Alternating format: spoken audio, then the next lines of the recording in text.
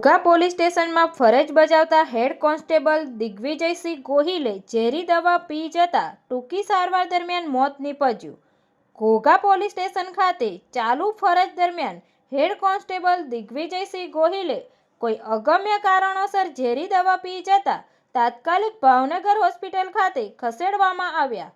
Ghogha police station ખાતે પીએસઓમાં ફરજ પર હાજર પોલીસ કોન્સ્ટેબલે ઘોઘા તાબેના ભૂતેશ્વર ગામ પાસે પોતાની ખાનગી ફોર-વ્હીલર કારમાં કોઈ અગમ્ય કારણોસર ઝેરી દવા પી જતા તાત્કાલિક ભાવનગર હોસ્પિટલ ખાતે ખસેડવામાં આવ્યા હતા અને ટૂંકી સારવાર દરમિયાન તેમનું મોત નીપજ્યું. આ બનાવને લઈ પોલીસ બેડામાં શોકનો માહોલ. તંત્રી મહેબૂબ રફાઈ સાથે news reader Sneha Patel, Tapasvi Gujarat news, Ghogha.